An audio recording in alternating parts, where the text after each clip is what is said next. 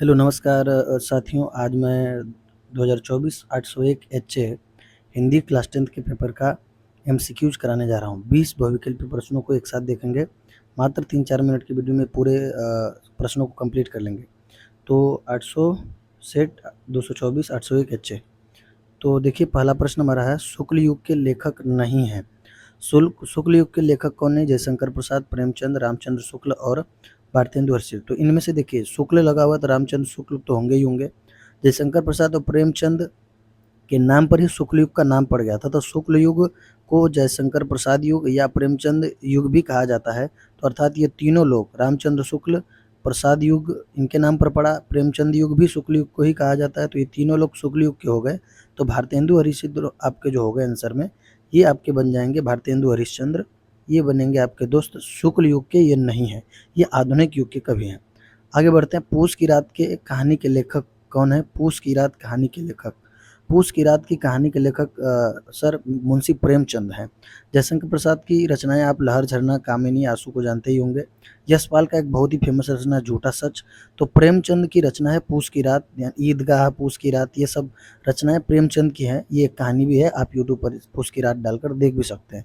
बहुत ही बेहतरीन कहानी है पूस की रात, प्रेमचंद की ये रचना है सर, प्रेमचंद। ठीक है जी। उसके बाद आगे बढ़ते हैं। अगला प्रश्न हमारा, सिंदूर की होली के नाटककार कौन है? तो सिंदूर की होली के नाटककार सर, सिंदूर की होली के नाटककार जयशंकर प्रसाद, रामकुमार वर्मा, हरिकृष्ण प्रेमी या लक्ष्मी नारायण मिश्र। तो लक्ष्मी नारायण मिश्र होंगे सिंदूर की होली के लेखक, लक्ष्मी नारायण मिश्र होंगे दोस्त, ध्यान दीजिएगा। अगला प्रश्न हमारा, रूस में 25 मास यात्रा वृत्तांत के लेखक कौन है? रूस में 25 मास। तो देखिए ध्यान से, जितने भी ये यात्रा वाले यात्रा वृत्तांत है उसके मैक्सिमम लेखक राहुल संकृत्यानी आपके सिलेबस में है। तो राहुल संकृत्यानी इसके आंसर हो जाएंगे। जैसे और भी रचनाएं इनके हम बता दें आपको, रूस में 25 मास हो गई। वोल्गा से गंगा भी इन्हीं की रचना है, वोल्गा से गंगा भी इन्हीं की रचना है, वोल्गा ऐसे लिखा जाता है, वोल्गा से गंगा भी इन्हीं की रचना है दोस्त। उसके बाद इनकी और भी रचनाएं हैं, वोल्गा से गंगा, मेरी यूरोप यात्रा भी इन्हीं की रचना है, मेरी यूरोप यात्रा भी इन्हीं की है, मेरी यूरोप यात्रा भी इन्हीं की रचना है, मेरी यूरोप यात्रा भी इन्हीं की रचना है दोस्त। उसके बाद और भी रचना है, मेरी जीवन यात्रा भी इन्हीं की है, वोल्गा से गंगा, मेरी यूरोप यात्रा, मेरी जीवन यात्रा भी राहुल संक्रांत की रचना है। रूस की 25 मार्च भी इन्हीं की हो जाएगी। अगला प्रश्न दोस्त हमारा है पांचवा, माटी हो गई सोना संस्मरण के लेखक कौन है? माटी हो गई सोना संस्मरण के लेखक, इन चारों ऑप्शन को ध्यान से देखेंगे तो कन्हैयालाल मिश्र प्रभाकर जी हो जाएंगे। माटी हो गई सोना संस्मरण के लेखक कन्हैयालाल मिश्र प्रभाकर मेरे दोस्त, इसके आंसर हो जाएगा। छठा जो प्रश्न है हमारा, रीतिकाल को अलंकृत काल किस विद्वान ने कहा? तो रीतिकाल को अलंकृत काल मिश्र बंधुओं ने कहा था। रीतिकाल को अलंकृत काल मिश्र बंधुओं ने कहा था। रीतिकाल को श्रृंगार काल भी कहा जाता है, ध्यान रखिएगा कि इसमें श्रृंगार रस की रचनाओं का वर्णन था। अगला प्रश्न है हमारा दोस्त कि निम्नलिखित में से कौन सी कृति रीतिकालीन कवि देव की नहीं है? तो कवि देव जो रीतिकालीन के एक फेमस कवि थे, इनकी रचनाओं में मैक्सिमम विलास शब्द जुड़ा होता है। तो भाव विलास भी इन्हीं की है, रस विलास भी इन्हीं की है, भवानी विलास भी इन्हीं की है। तो जो विलास से अलग रचना लग रही कवि प्रिया, तो कवि प्रिया जो आपकी रचना है दोस्त, ये केशव प्रसाद की रचना है। कवि प्रिया केशव प्रसाद की रचना है, केशव प्रसाद की रचना है कवि प्रिया। और कवि प्रिया के साथ साथ रसिक प्रिया भी केशव प्रसाद की ही रचना है। ये दोनों फेमस रचना है, ध्यान रखिएगा। तो पूछा था कि रीतिकाल कवि देव की कौन सी नहीं है? तो कवि प्रिया, क्योंकि ये केशवदास की रचना है। अगला प्रश्न है, भारतेंदु युग की विशेषता इनमें से कौन सी नहीं? तो देखिए, भारतेंदु युग लगभग आधुनिक युग को ही कहा जाता है। तो आधुनिक में अंग्रेजी शिक्षा का हम लोग विरोध भी कर रहे थे, राष्ट्रीयता की भावना हम लोगों के अंदर जाग रही थी, और काव्य भाषा के रूप में खड़ी बोली का प्रयोग होना शुरू हो गया था। भारतेंदु युग में खड़ी बोली का बहुत अत्यधिक प्रयोग है। तो इस हिसाब से कौन सी नहीं पूछ रहा है? तो सामाजिक चेतना का विकास इस समय नहीं हुआ था। अगला प्रश्न है, 1943 में प्रकाशित तार सप्तक का संपादन किसने किया? तो देखिए, तार सप्तक प्रथम, द्वितीय, तृतीय जो हुए थे, 1943 में प्रथम तार सप्तक का संपादन प्रथम का सच्चिदानंद हीरानंद वात्स्यायन अगे ने किया।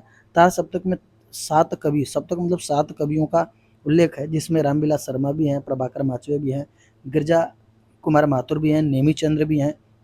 ये बहुत सारे लोग हैं, 7 लोग हैं टोटल, है ना। अगला जो हमारा प्रश्न है, राम की शक्ति पूजा किसकी रचना है? तो राम की शक्ति पूजा दोस्त सूर्यकांत त्रिपाठी निराला की रचना है, राम की शक्ति पूजा। जयशंकर प्रसाद का हमने बताया कि लहर, झरना, कामिनी, आंसू, महादेवी वर्मा का यामा एक फेमस रचना है। ठीक है, ध्यान रखिएगा इनका। हाथी जैसी देह है, गैंडे जैसी खाल, तरबूज जैसी खोपड़ी, खरबूजे से गाल, दोस्त इसको पढ़कर हँसी टाइप की बातों आपको याद आएगी, तो इसका आंसर हो जाएगा दोस्त हास्य रस, इसमें हो जाएगा हास्य रस। और ऐसे भी ध्यान रखिएगा आपके सिलेबस में करुण और हास्य रस ही पढ़ने हैं, तो इन्हीं दोनों में से कोई आंसर भी हो सकता है।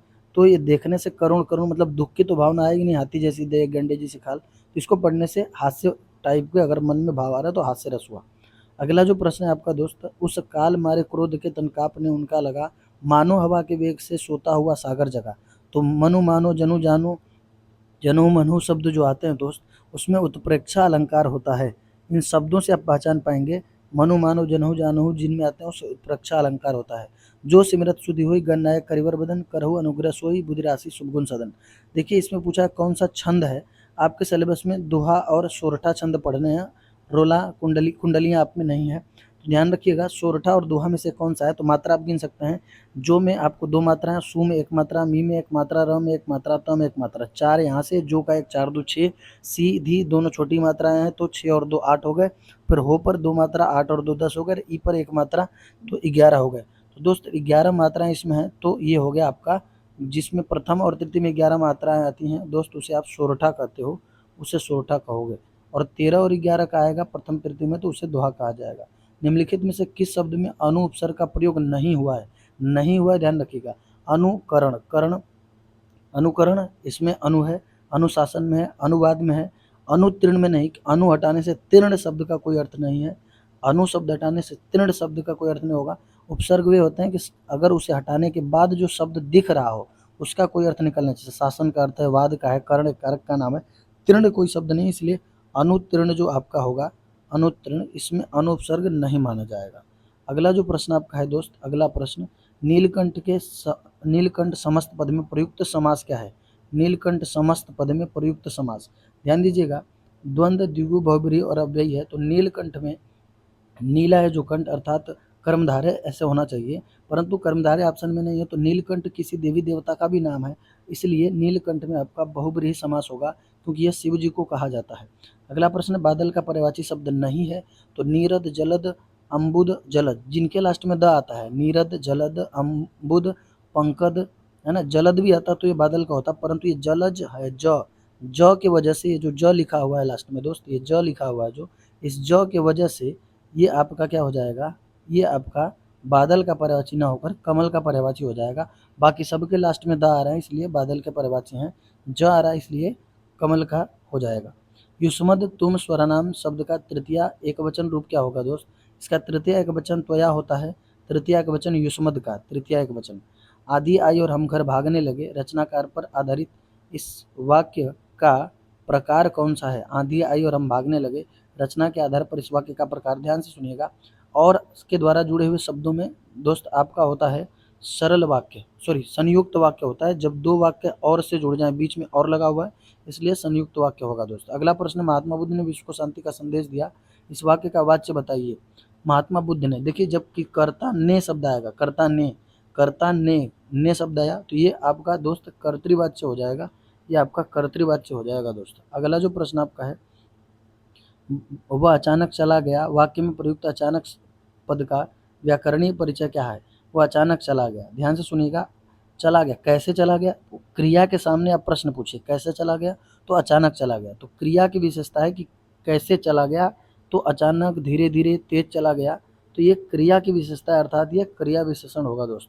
तो ऐसे हमने 20 ऑब्जेक्टिव प्रश्न हिंदी के कर लिए 824 एक को। और अब बताइएगा आपको ये पेपर देखकर कैसा लगा, प्रश्न सॉल्यूशन कराया हमने, आपको अच्छा लगा तो वीडियो को शेयर और लाइक जरूर करिएगा।